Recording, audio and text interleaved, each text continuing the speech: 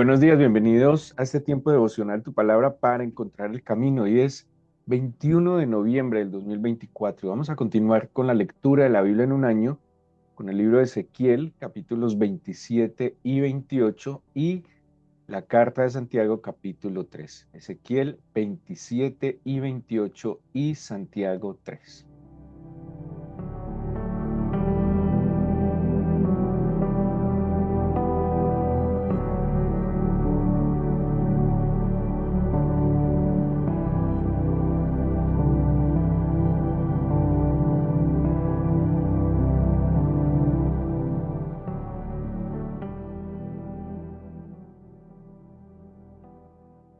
Vamos a seguir meditando en la carta de Santiago. Nos trae un capítulo muy importante. Como les decía ayer, lo que Santiago nos está exponiendo es una praxis del Evangelio, de las enseñanzas del Señor, de su verdad. Em, y de eso se trata, ¿sí? No se trata simplemente de que lo dejemos en una teoría, de que lo dejemos en doctrinas, sino que sea en nuestra vida, ni siquiera estilo de vida, que sea en verdad nuestra vida, que esa sea la eficacia de la palabra del Señor, el efecto de la palabra del Señor en nosotros. Este camino no tiene sentido si simplemente mm, eh, vamos adquiriendo conceptos o conocimientos, sino la vida. Ahí está la sabiduría de qué hacemos con la información que recibimos de parte del Señor. Nosotros no podemos tomar semejante tesoro y simplemente ocultarlo o tenerlo ahí como en una reserva, sino que pues, la palabra del Señor va a tener esa eficacia cuando nosotros la llevamos a la acción. Es un capítulo muy conocido y que sin duda alguna pues nos está revelando, nos está mostrando o poniendo en evidencia un serio problema que pues, tenemos, que es muy común, que nos hemos metido en camisas de once varas por nuestra boca, ¿sí? Por las palabras, por la imprudencia, por no ser oportunos, por no tener un control y un dominio de la lengua. Bueno, Santiago describe de una manera muy especial, diríamos, o alguien diría un poco exagerada, más bien muy realista de la situación de la lengua. Pero ¿cómo empieza el capítulo 3? Empieza pidiendo, dice, no os hagáis maestros muchos de vosotros, sabiendo que recibiréis mayor condenación. No le está diciendo a todos, dice, no os hagáis maestros muchos de vosotros. Cuando Pablo, también Pedro, están hablando del orden de la iglesia, acordémonos que en la medida en que ellos van caminando, eh, digámoslo así, van abriendo camino, van comprendiendo muchas cosas. Ellos, la iglesia al principio no era iglesia, la iglesia al principio eran judíos, practicaban la religión judía, hasta que empezaron a perseguirlos, hasta que empezaron pues a ponerles problema por ir al templo. Ellos tuvieron que empezar a aislarse en sus casas.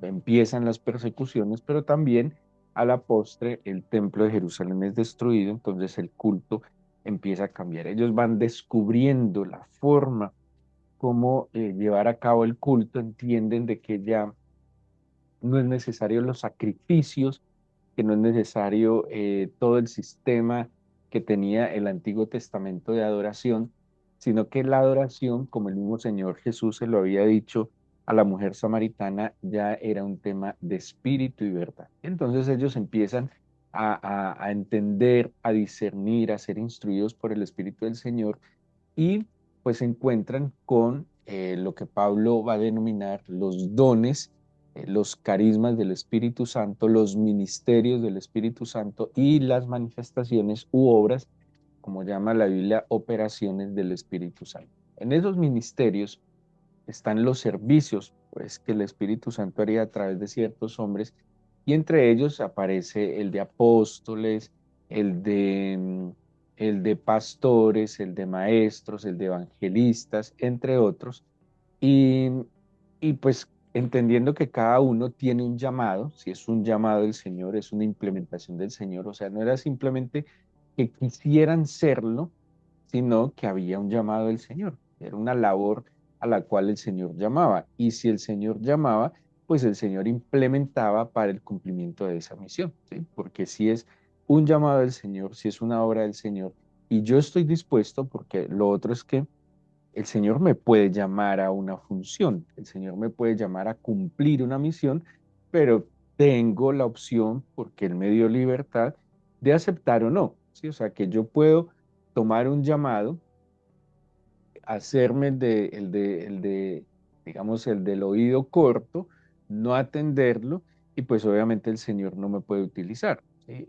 El llamado sigue allí, la Biblia dice que el llamado es irrevocable como los dones, o sea, ahí está el Señor, si yo atiendo ese llamado y lo pongo en ejercicio, el Señor me implementa, si no, pues queda ahí hasta que algún día por la gracia y la sensatez pueda despertar el, la función del maestro o la vocación, el llamado del maestro o este ministerio del maestro era un ministerio que tenía mucho reconocimiento en medio de la iglesia.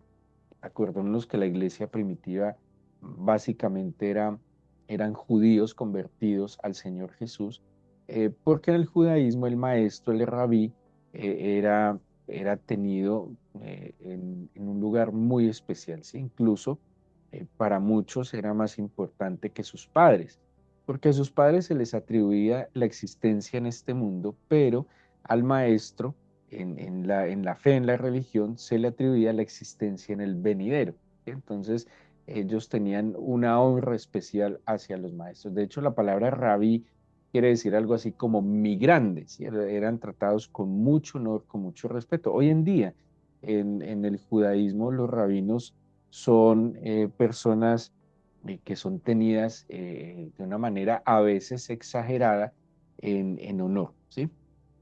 Ahora, muchos podrían anhelar, querer asumir este rol, ¿sí? Tener este ministerio, porque de nuevo era una obra muy respetable. En la iglesia primitiva, por ejemplo, los profetas y los apóstoles tenían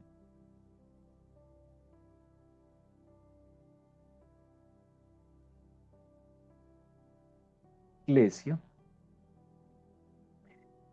pero no estaban asentados en una iglesia, sino que cumplían una función de iglesia en iglesia. Pero el maestro sí estaba en una iglesia local, sí estaba presente.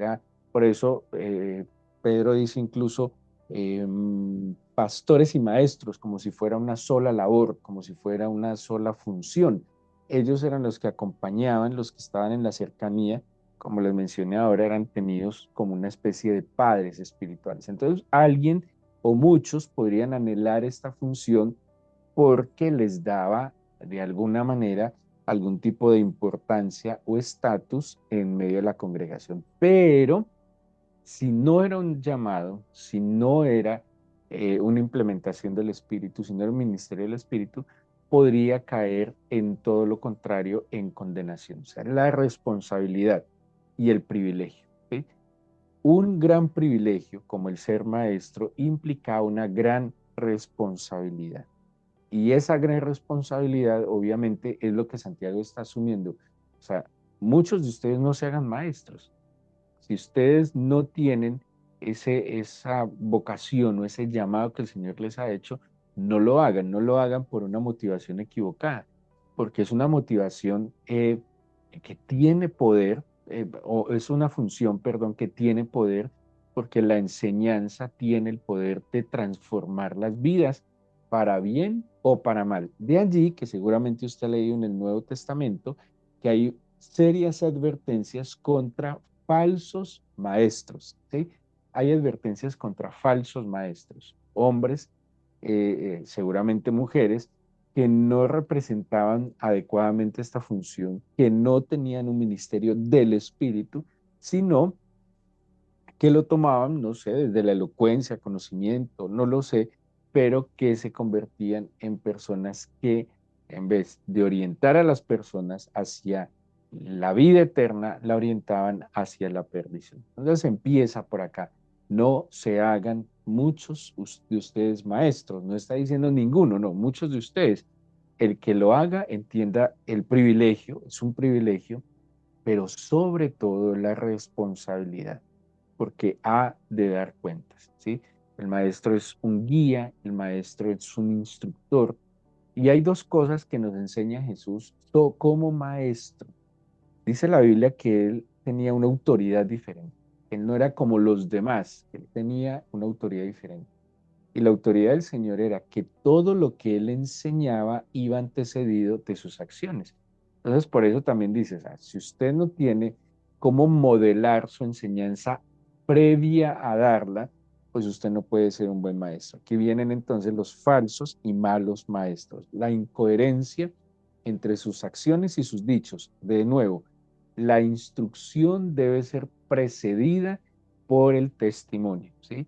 La enseñanza debe ser precedida por las acciones, no al contrario. No es que yo hablo y luego miro a ver si lo hago, no. Yo hago y luego enseño. Uno, eso. Y dos, pues que obviamente eh, tenía, al dar una instrucción, pues tenía que cuidar que la instrucción no proviniera de sí mismo, ¿sí? Lo que le parecía, eh, sus percepciones, sino que hiciera y cumpliera la labor de enseñar lo que viene del Señor. Muy complejo. De nuevo, un gran privilegio, pero sobre todo una gran responsabilidad. Y asumirlo de manera equivocada podría traer, y lo dice así Santiago, una mayor condenación. Entonces, esto no es simplemente buscar un lugar especial en la iglesia, sino el lugar que el Señor tiene para cada uno de nosotros, la función que Él tiene para nosotros, el papel que cada uno de nosotros debe desempeñar. Pero nosotros sí somos, la mayoría, aquellos que tenemos el privilegio de ser padres, de cumplir esa función de maestros, ¿sí? Y tener en cuenta las dos cosas, que no podemos enseñar lo que nos parece o lo que nos convenga y que no podemos simplemente enseñar incoherencias con nuestro estilo de vida.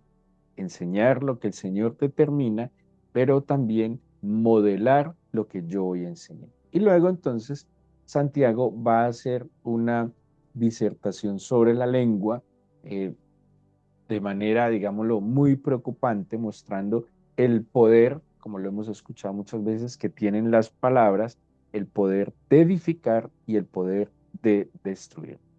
En la Biblia, desde el Antiguo Testamento, hemos visto el efecto de hablar prudentemente y el efecto de ser necio en sus palabras. Por ejemplo, David, cuando la Biblia menciona a David en los libros de Samuel, de Reyes, de Crónicas, hay una característica que representa muy bien a David y es la prudencia. Dice que David se conducía prudentemente.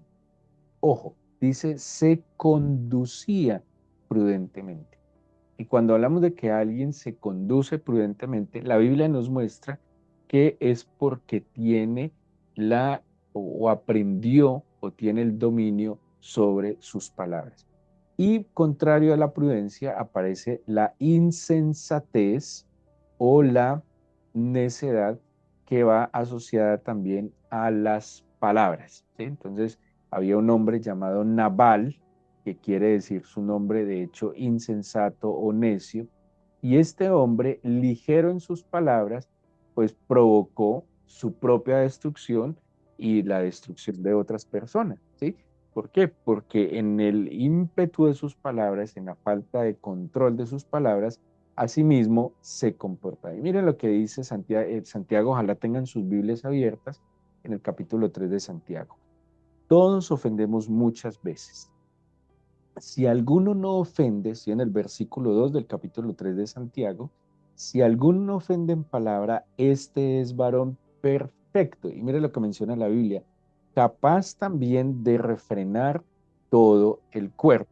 Y en algún momento creo que les mencioné del libro del pastor John Guichot, La cuarta dimensión, donde él habla de el poder de la lengua y cita de un neurólogo médico que hacía parte de su iglesia y le explicaba que, pues, muy tenaz como Santiago describe esto, ante un descubrimiento que hace la neurología donde ubica que la misma parte del cerebro, me perdonan, lo ignoro completamente y no tengo el libro a mano para acordarme exactamente, donde menciona que aquel que domina, o esa parte del cerebro que domina el habla o las palabras, también domina o tiene que ver con la voluntad. Y allí entonces que tiene mucho sentido que aquel que logra dominar sus palabras, ¿sí? Que aquel que logra dominar la lengua, como está diciendo Santiago, tiene también la capacidad de dominar todo su cuerpo. Y eso está,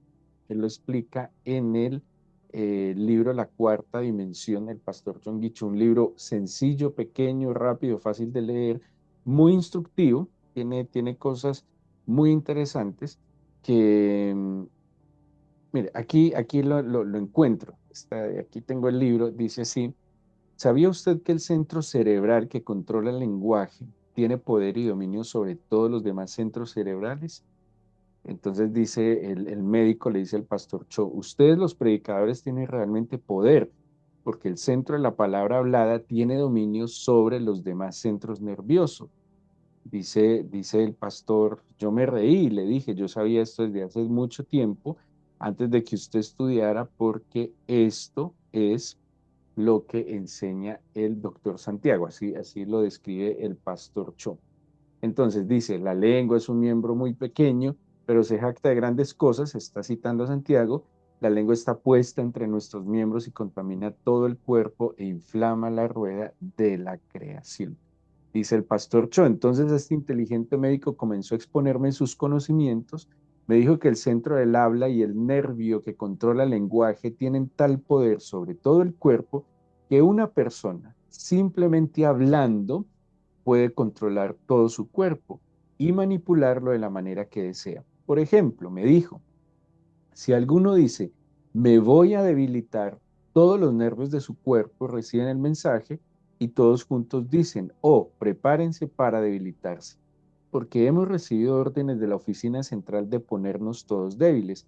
Entonces, por consecuencia natural, todos ajustan su condición física a una verdadera debilidad. Si alguno dice, prosiguió, bueno, yo no tengo ninguna habilidad, no puedo hacer este trabajo, todos los nervios del cuerpo comienzan a decir la misma cosa.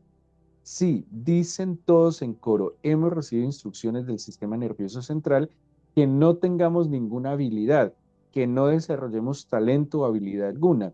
Debemos prepararnos para ser parte de una persona perfectamente inútil. Impresionante, muy interesante. De nuevo, este libro se llama La Cuarta Dimensión del pastor John Guichón, cómo describe en su experiencia con su discípulo neurólogo que el poder que tiene fisiológicamente la parte que domina la lengua. Es lo que está describiendo Santiago, ¿sí?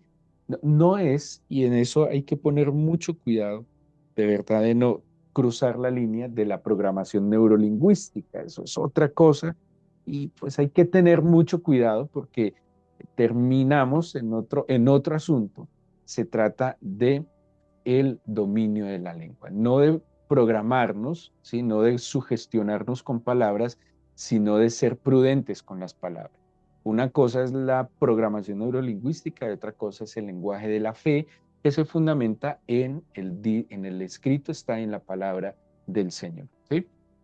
Ahora, ¿qué nos sigue diciendo Santiago? Lo que leí ahorita en Libre, dice, porque si ponemos freno en la boca a los caballos para que nos obedezcan y dirigimos así todo su cuerpo, estoy en el versículo 3, mirad también las naves, aunque tan grandes y llevadas de impetuosos vientos, son gobernadas con un muy pequeño timón por donde el que las gobierna quiere. Así también la lengua es un miembro pequeño, pero se jacta de grandes cosas. Dice más adelante el versículo 8, ningún hombre puede domar la lengua, que es un mal que no puede ser refrenado, llena de veneno mortal. Versículo 9, con ella bendecimos al Dios y Padre, y con ella maldecimos a los hombres que están hechos a la semejanza de Dios. De una misma boca proceden bendición y maldición.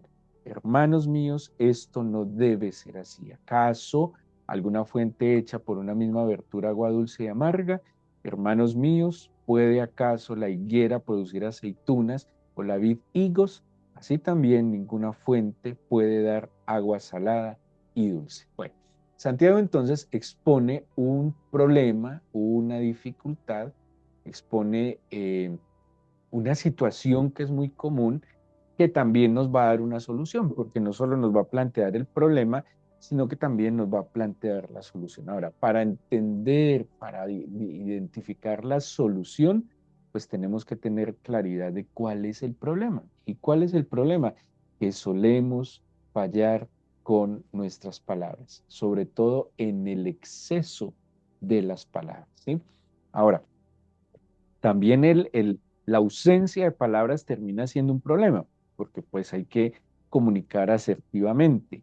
Y la Biblia habla que en muchas palabras hay necedad, que aún el necio cuando calla pasa por sabio, que hay que saber medirse en las palabras. En Eclesiastés 5, por ejemplo, advierte que cuando vayamos delante del Señor no nos apresuremos con nuestras palabras, que no nos comprometamos con cosas que a la postre no vamos a cumplir. Dices, mejor que no prometas y no que prometas y que no cumplas, ¿sí? Porque está hablando de aquellos compromisos que deliberadamente, a veces en la imprudencia de nuestras palabras, hacemos delante del Señor. Lo que al Señor le prometes, debes cumplirle, ¿sí?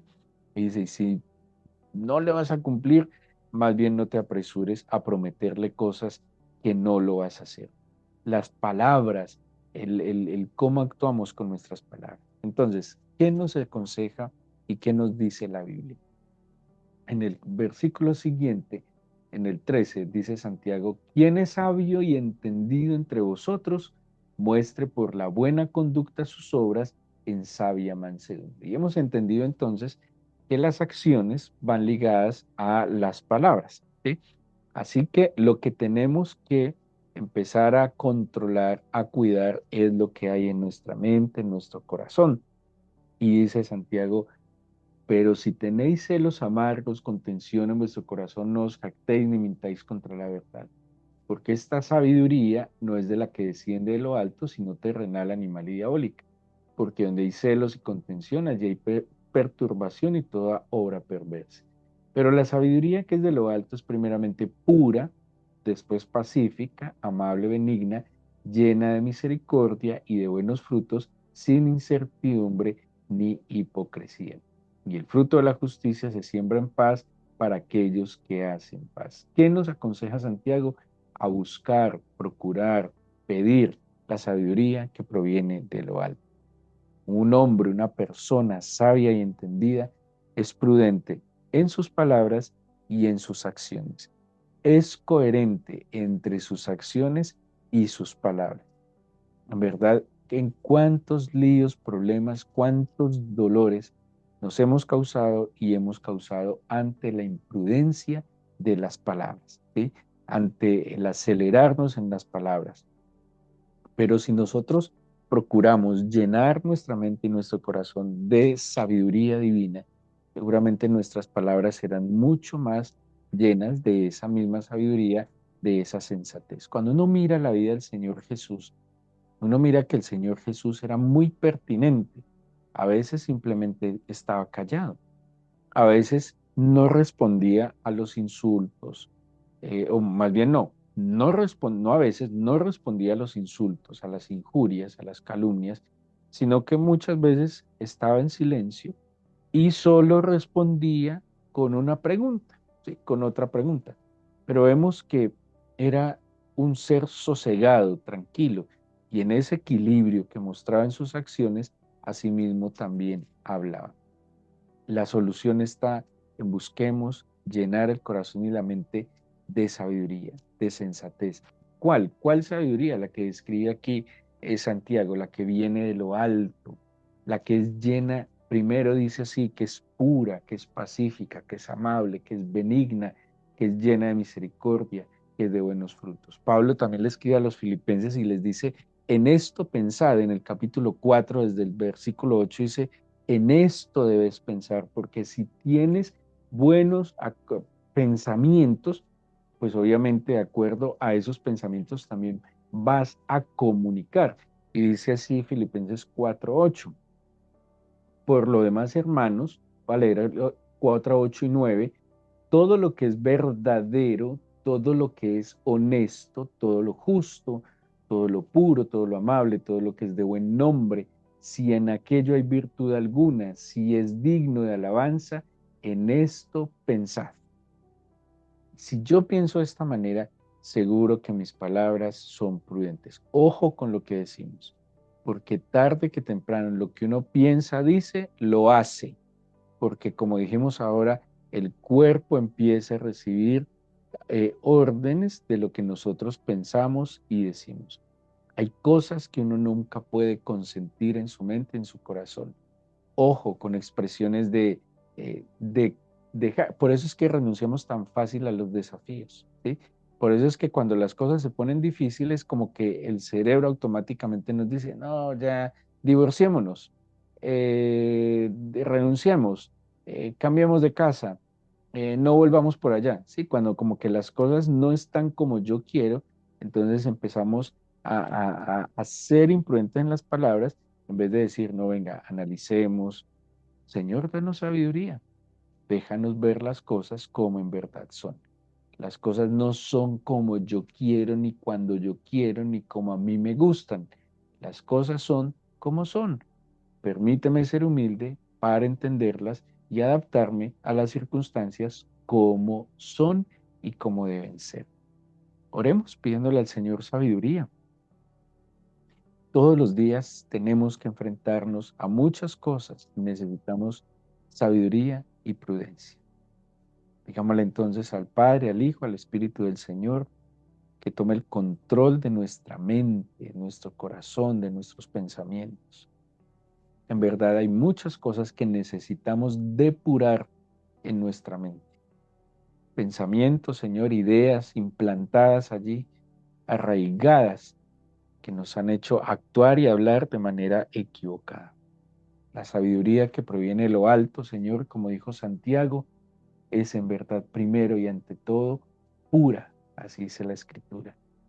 Pero también esta sabiduría, Señor, es pacífica, es amable, benigna, está llena de misericordia y de buenos frutos, y en ella no hay ni incertidumbre ni hipocresía.